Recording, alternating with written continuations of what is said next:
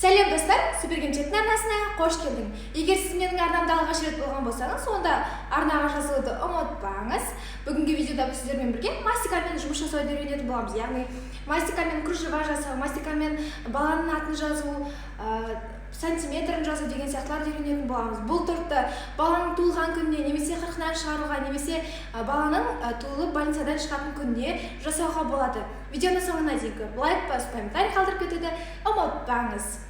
Ең бірінші торттың бетін мастикамен қаптайтын боламыз. Ол үшін біз мастикамызды алып аламыз және де жұқалап жаямыз.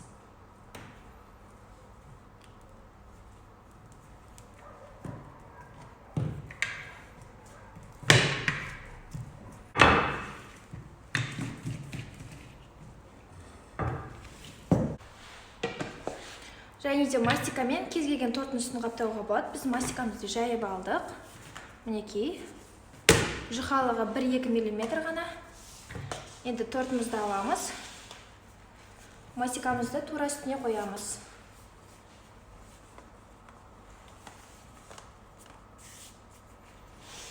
Және шеттерін былайынан жасаймыз. Үтіктеген сияқты. Арнайы негізі утюжогы бар. Яғни мастикаға арналған үтігі. Бірақ онсыз қолмен ақ былай жасасақ болады. Шақпен кестік, енді былай алып тастаймыз. Мінекей мастикам жұмсарды кішкене. Енді бұны көк түске бояймын. Себебі мен ұл баланың қырқынан шығарылуына арнап жасап жатырмын. Менде краситель гелевый құйып алдым, мінекей қажетінше. Енді былай біріктіріп, бір түсті болғанша жақсылап араластыра беремін.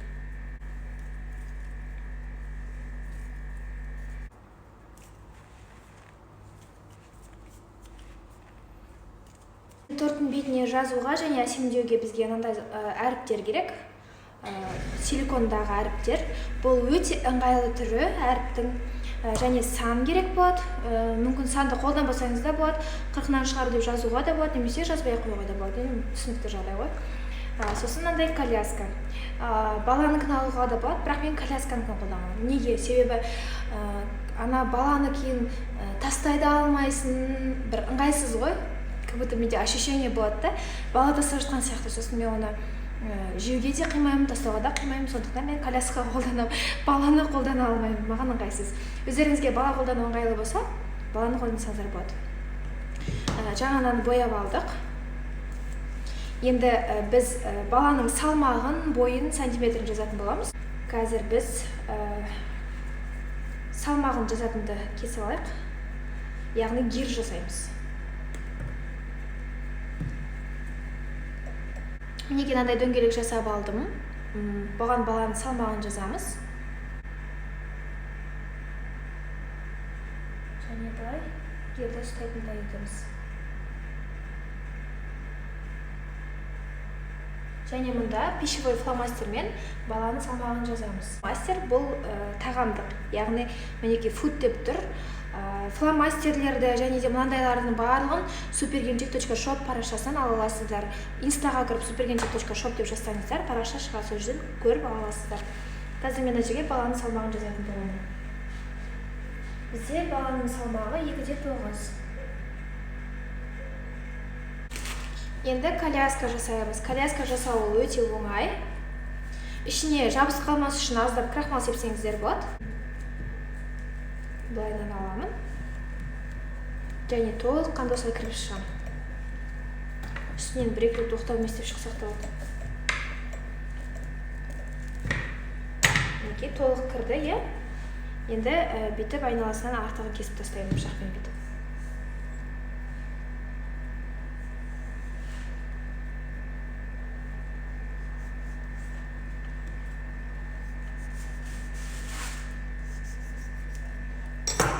Енді просто шығарып аламыз бойынан.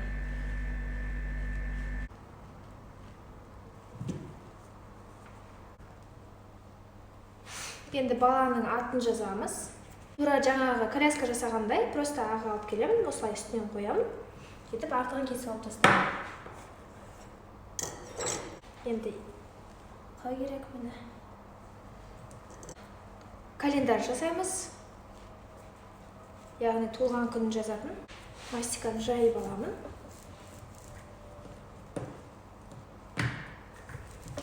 Календарға основа кесіп аламын. Яғни былайынан осы жеткілікті.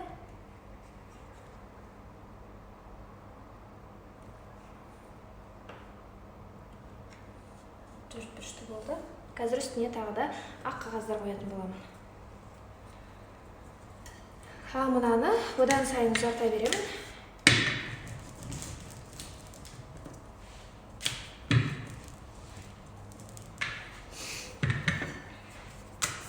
Енді бір жолақ кесіп аламын.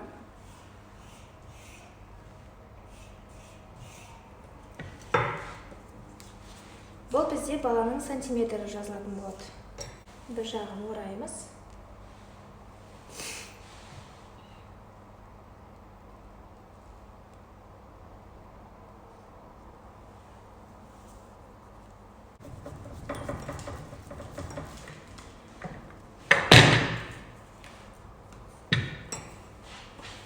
Бізге ақ мастикадан кішкентай ғана керек. Мынаны бөлшек аламыз. Қазір жіңішке бір келкетіп кесіп аламыз. Жіңішке бір келкетіп кесіп алдық. Енді мынамен бірдегі бөлшек аламыз. Артығын кесіп тастаймыз. Мына жағын былай зубочисткамен басамыз, чтобы реально сантиметрлікке ұқсайтындай. Енді баланың бойын жазамыз. Бізде 50 сантиметр.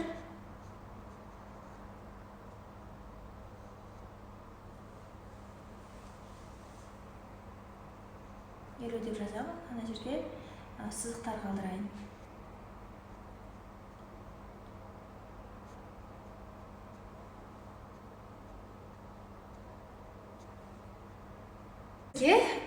Календар мен сағат жасау қалды. Ол үшін бізге ақ мастика қажет болады. Біздің мына пішінімізден кішілеу етіп төрт-бұрышты кесіп аламын. Осындай қалыңдауы керек кішкене.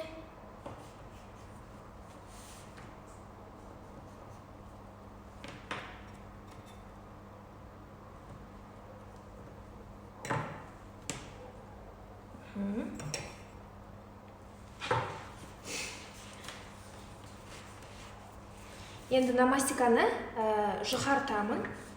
Барынша жұқа етеміз. Енді ағымызбен бірдей етіп, екі ақ полоска кесіп аламын. Мыналарды үстіне қоямын.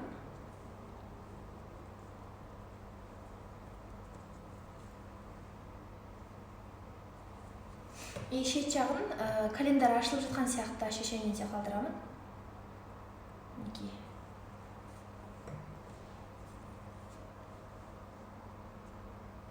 Екеуін бір-біріне аздап кесечкамен сулап біріктіреміз.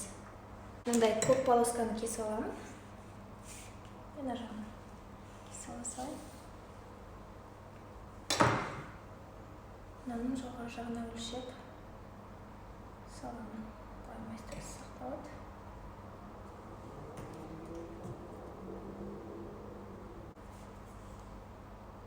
Бір-екі рет шаншып шығамыз. 4 рет. Мінекей. Енді баланың туылған күнін жазатын боламыз. Мінекей туылған күнін жаздым.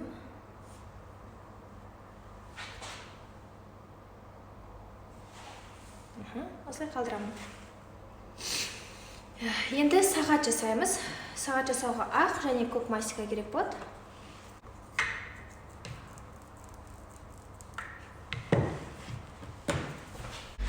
Бір домалақ кесіп аламын.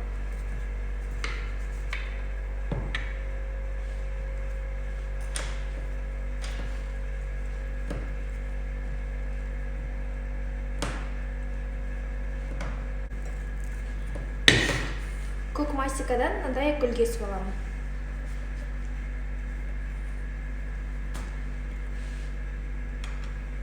Енді маған шпажка немесе зубочистка қажет болады. Бұлай үстіне қоямын. Ана жерге сағатын жазатын боламын.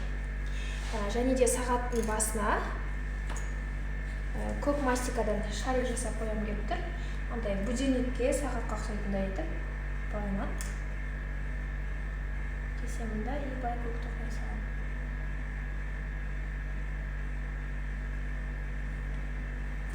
Тортқа салатын кезде біз нанды бүйтіп біріктіреміз. Бірінші мына жеріне суға бағамыз, сосын нанды біріктіріп, шпажканы бүйтіп тығамыз.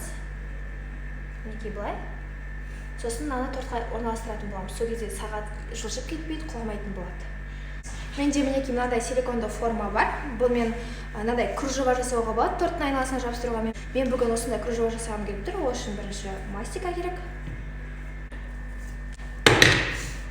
Енді мынадай формамды аламын, үстіне орналастырамын и дальше жая беремін осының үстінде.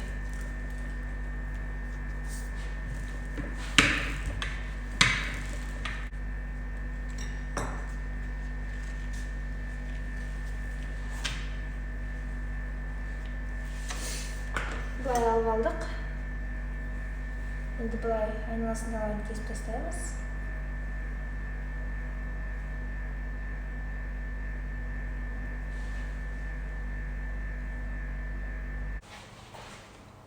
Және ішіндегілерін де былай кесіп алып тастаймын.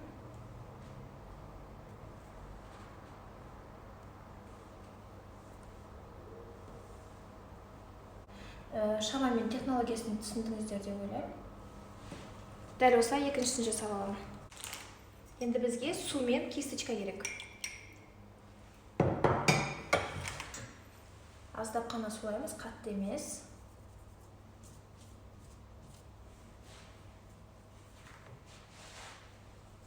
Демек,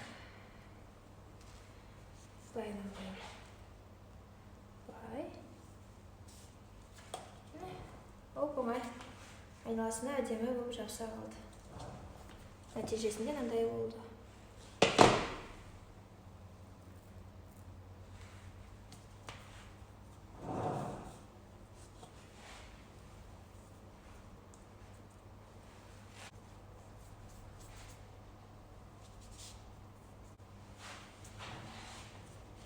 Мінекей, мына жер біріккен жері. Мінекей нәтижесінде тортымыз әдемі болып шыға келді. Енді біз мұнда колясканы, сағатты барын орналастырамыз. Бірінші примерно орындарына қойып көремін, қалай болатынын. Ана жабыстырған жоқ сияқты, ана жерде былайынан. Жабыстыра саламыз. Білетіндеріңіздей, жаңа айтқанымдай, бірінші мынаны былай кіргізіп аламыз.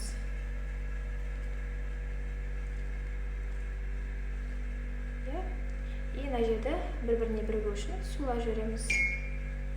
Бірікті. Енді мына жерде сулап жібереміз. И мынау жылжып кетпес үшін керек болады бізге. Сантиметрлікті қояйын. Мына жерін аздап сулаймын и мына жерін.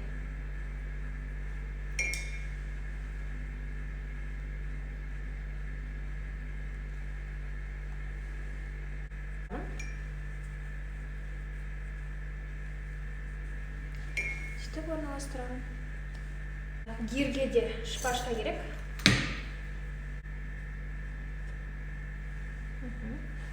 Енді кисточкамен астын сулаймын.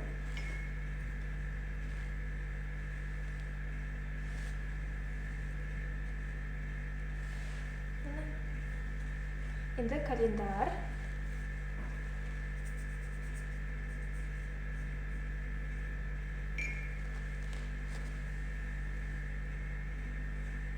Енді жазуды жабыстыру ғана қалды.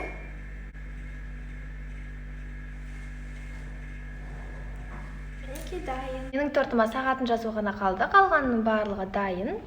Сағатын ертең жазатын мынандай кружевамен жасадым. Мінекей өте әдемі сондай күшті торт болып шықты. Сіздер жасап көріңіз. Келесі видеода мен сіздерге мастиканың жасалу жолымен бөлісетін боламын.